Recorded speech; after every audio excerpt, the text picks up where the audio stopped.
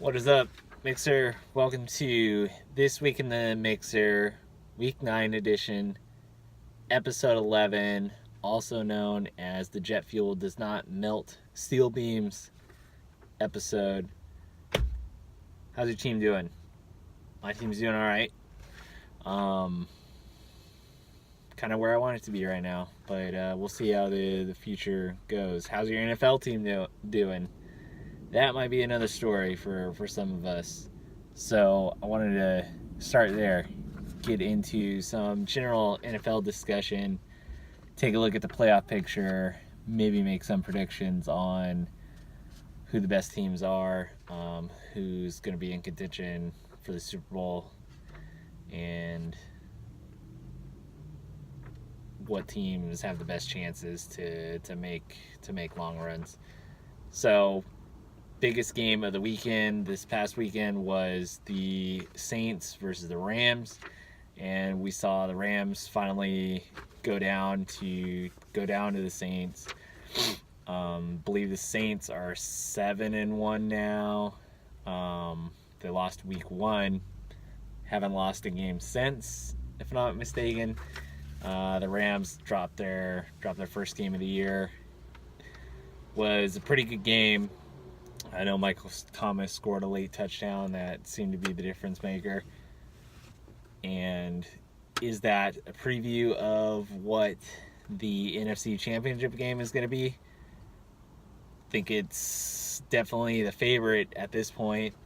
We have the Bears looking pretty good in the NFC. The Eagles defending Super Bowl champions, seem to be getting it together again. But they're at 4-4, so they got some improvement to do. They're probably looking at playing in the wild card round, so that's whereas the Saints and the Rams are gonna have first round buys, and look to be at least at this point. You got the Packers, who are always a threat. The Vikings also, if they can get it together with their defense has been kind of a letdown this year. So it seems like the majority of the powerful teams are in the NFC. If I had to make a prediction now, I would say, it's going to be Saints and Rams. And I think the Saints make the Super Bowl because they just have too much talent on that offense. Drew Brees is a little bit more, he's definitely more of a veteran than Jared Goff. I think the Rams have a lot of good pieces, but I just think it's going to come down to experience, and Brees being the veteran quarterback is going to do what it takes to get them over the top and take the Rams down for the second time in the season if they do in fact meet up again. But it's going to be close. It could go either way. I mean, the Rams have Gurley. They have a lot of pieces on offense too. Plus, they have all those defensive signings, free agent signings over the past year. But the defense hasn't really been able to slow teams down. It's just been a bunch of shootouts with them. So we'll see. It'd be interesting to see if the Rams get home field advantage. Seeing playoff games at the Coliseum in December at night, that might be interesting. I think it'll be fun. But yeah, looking forward to the NFC side of things. For the AFC, we have the Chiefs on top. At 8-1 or 7-1, I'm not sure if they've had their bye. I think they are at 8-1. They lost to the Patriots, I believe, is their only loss, and their schedule is pretty cake. So it's really hard to see a scenario where they're not the 1 seed at this point. They got the Chargers at some point coming up. They could split their season, and then I'm not sure what the tiebreaker is. It would be common opponents, but they would both be they would both have 2 losses if the Chargers beat them, and theoretically 1 out, which is another another prospect on its own. I don't see the Chargers winning out, so maybe that point's moot. But anyway, because you got the Chiefs, you got the Patriots with 2 losses, and then you have the Steelers at 5-3-1 with a tie, and then it's who's the other division leader? It's not the Colts. It is the Texans. The Texans are 6-3, and I believe they won 6 in a row, looking pretty good. But are they really a contender in the same realm as the Patriots, the Chiefs, the Steelers, and I would say the Chargers? I don't think the Texans are. I think I would put the Chargers more of a contender as a wild card over the Texans as a contender as the division leader, even with that home game in this hypothetical, as we stand right now, playoff bracket. No doubt the Texans have one of the most exciting quarterbacks to watch in Deshaun Watson. They have arguably one of the best defensive players in J.J. Watt. But they don't really have much of a run game. Not that that's too important right now. Will Fuller just went down for the season. So, I mean, Hopkins is one of the best receivers in the league, so they'll be asking him to do a lot. But I just don't think they have the depth to make a deep run in the playoffs. The Steelers,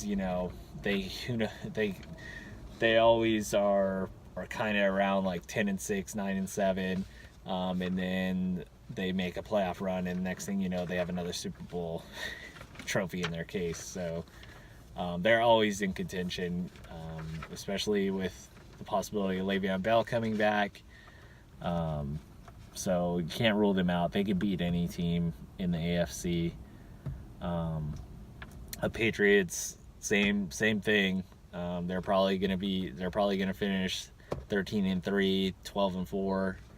Have a first round bye like they always do, and they've been there long enough to AFC Championship game is probably whoever's gonna get to the Super Bowl is going to have to go through the Patriots through the AFC Championship game, most likely.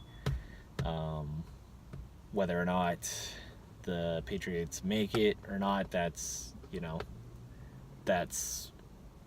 more debatable, I suppose, if they're going to make the Super Bowl. And then the Chiefs, obviously, they look like one of the best teams in the NFL, right there with the Saints and Rams.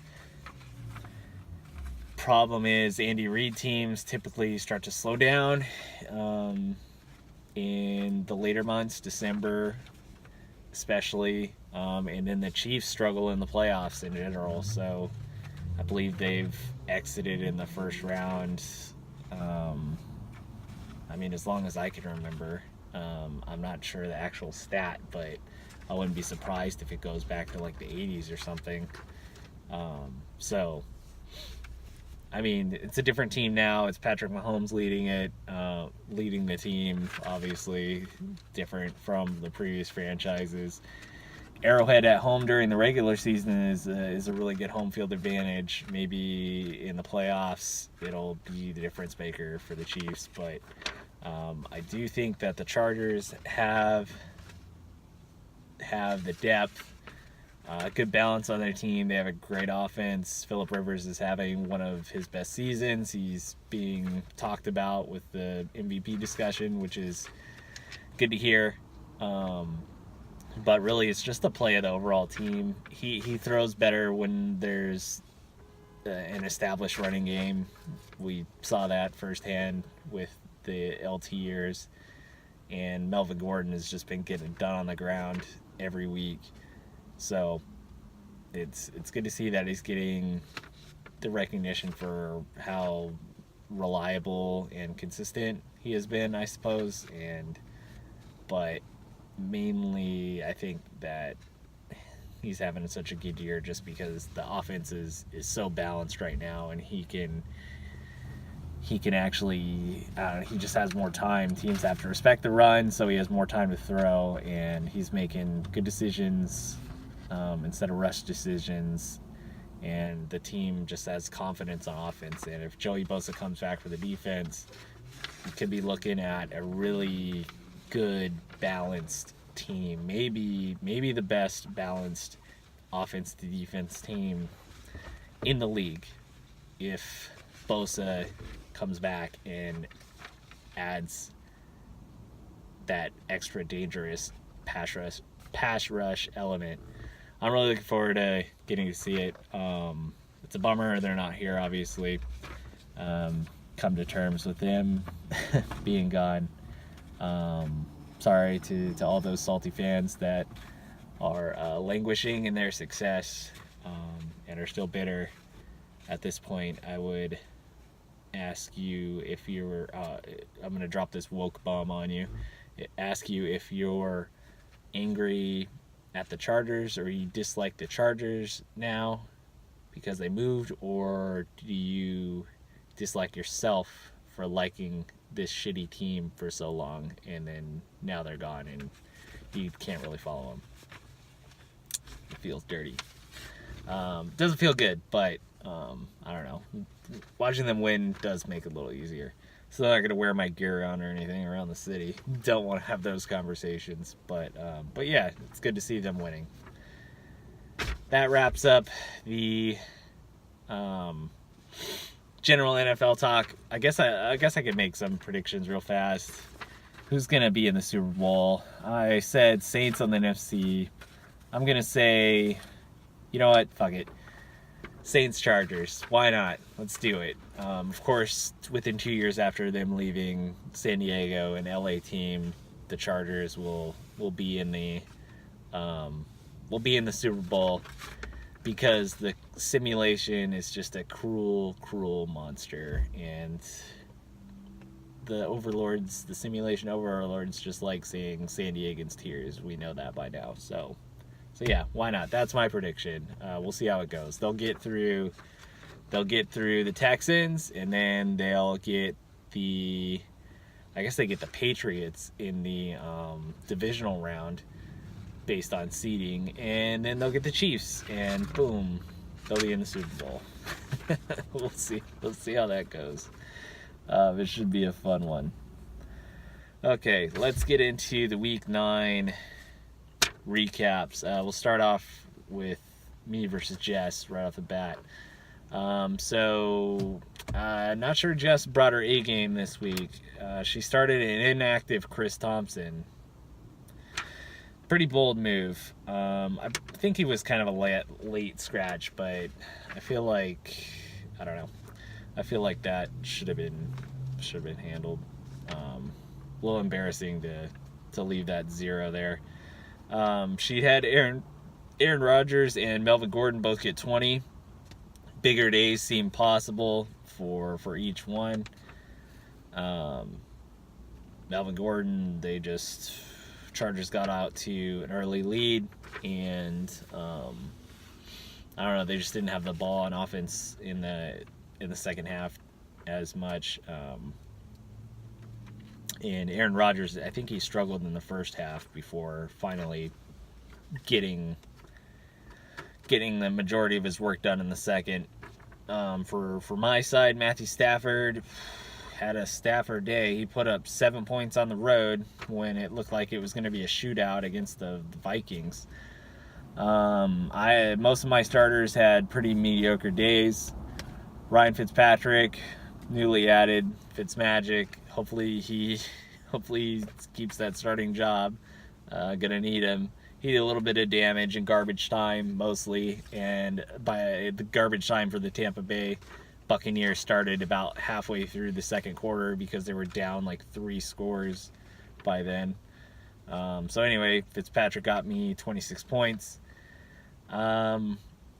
It was just had a chance heading into Monday night.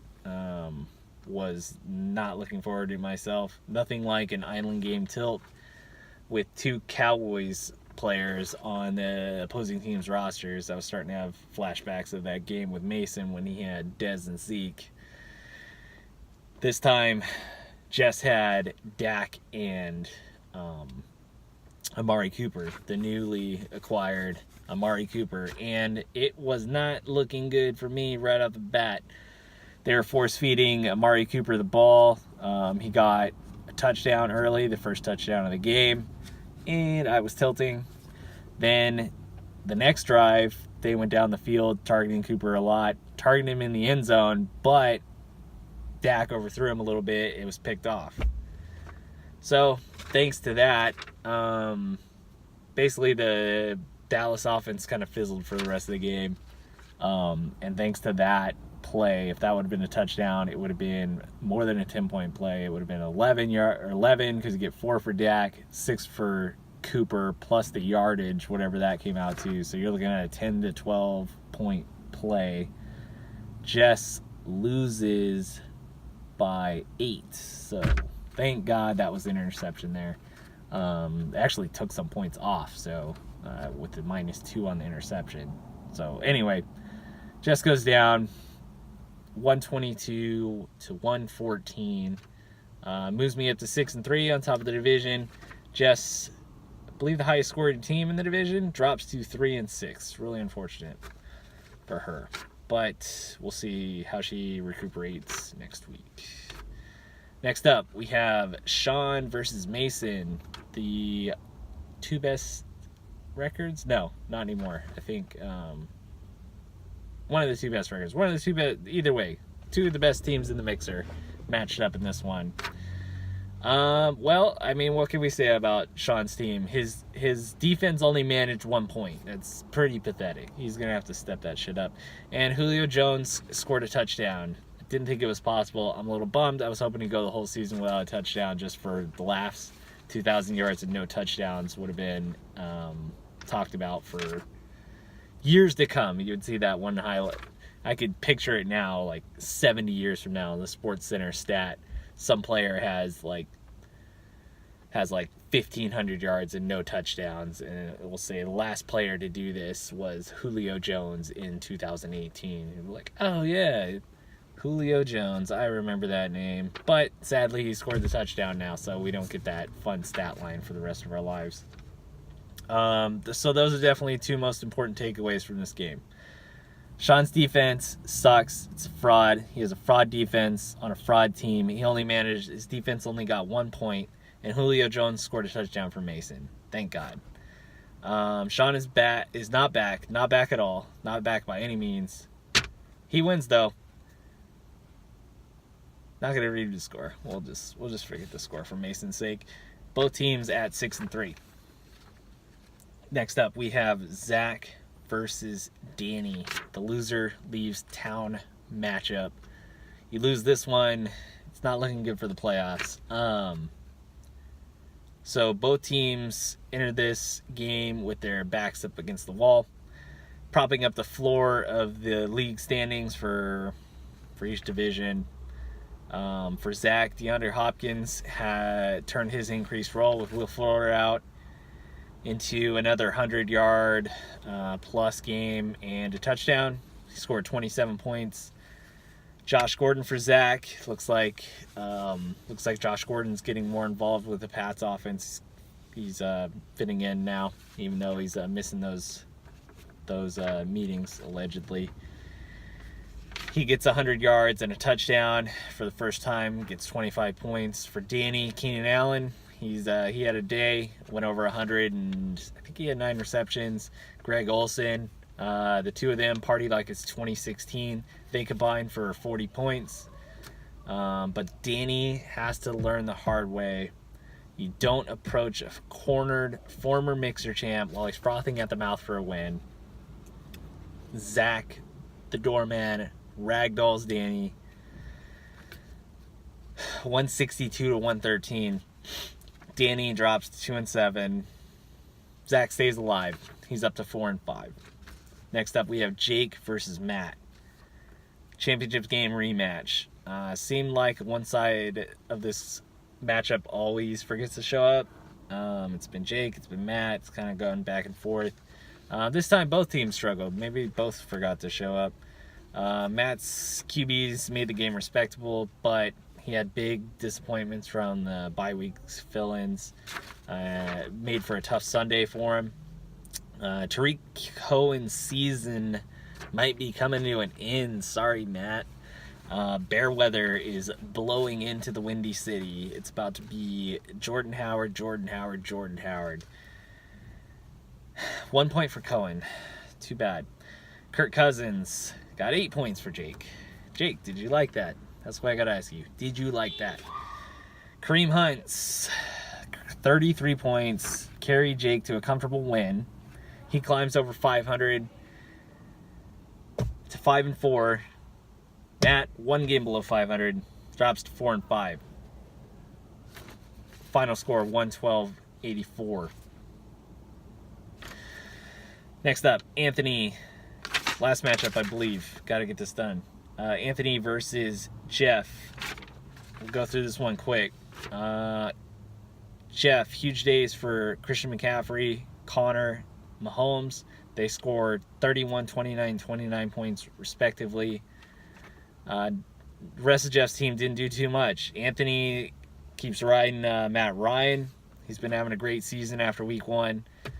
31 points and got a huge tight end performance from Greg Kittle. Dropped 21 on Thursday Night Football. Anthony wins his 6th straight. Good to see after his tough losses at the start of the year, his tough close losses. If it was anybody else, you'd almost feel bad for Jeff. The luck that he's been having this season, he's been putting up points. He's been keeping them close matchups, but he just hasn't been getting the wins. So he's one better than Danny at 3-6. Anthony 2-6-3 as he wins 151-4-45. Pretty close.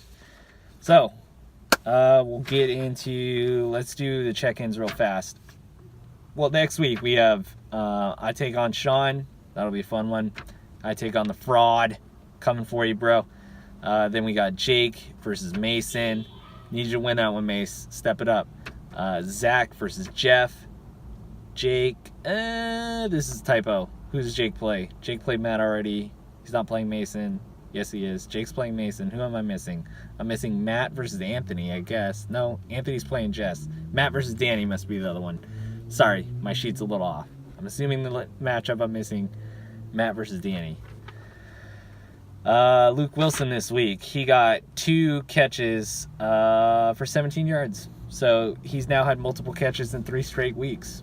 Is touchdown on the horizon? We'll see. He hasn't got one yet. We'll check in with Amari Cooper. How's he doing? A little disappointed he had a decent week this week. We need Seth Roberts to start doing something. Come on, man. I'm pulling for you. I need to win this water bet. That wraps up the check-ins. So last week I teased a huge announcement. What could it be? So it might have been a little bit misleading. I was thinking in my head, I just want to get ahead of things since it takes a while for the league to do anything. But I am proposing, so the announcement is more of a proposal. I am proposing that by the year 2030, the FC WineMixer league is going to be a 16-team league. Now, I know, what did you think? What, 16 teams? What, 2030? Like, what the hell? All right, so here's how I see it. We have 10 right now, but by then, we're going to have Dean is going to be of age to play. Ollie's going to be of age to play.